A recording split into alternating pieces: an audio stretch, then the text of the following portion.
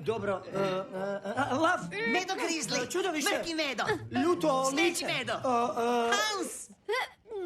Neukrotivo čudovište. Najveća greška tvog života. Nije te htio ni poljubiti. Zlikovac.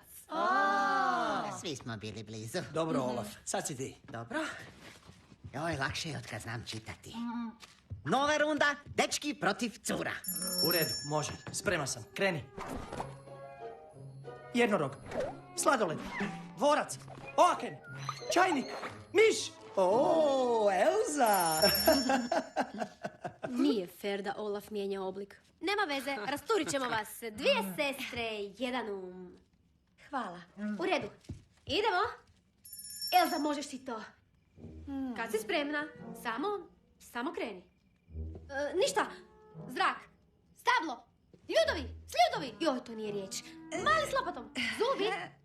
Pereš suđe. Polarni medo. Hej. Oprosti. Moraš mi dati nešto. Zapanjeno. Rastreseno. Zabrinuto. U panici. Uznemireno. Joj, pa izgledaš skroz uznemireno. Pobjeda. Uzvrat? Joj, znate što? Mislim da idem leći. Je li sve u redu? Samo sam umorna. Laku noć. Da, i ja sam umoran. A Sven mi je obećao priču za laku noć. Za ne, Sven? Stvarno? Joj, ti odlično imitiraš. Kad se pretvaraš da si Kristof i onda kao... Idem malo pospikati s kamenjem o svom djetinjstvu i to. Dečki, dajte vi krenite bez mene.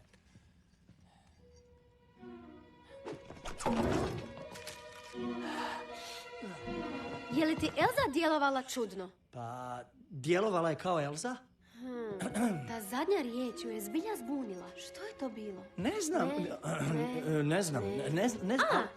Led! Joj, ma daj! Nije moglo otići led. Idem vidjet kako je. Hvala, srce. Ljubim te. Ljubim i ja tebe. A dobro.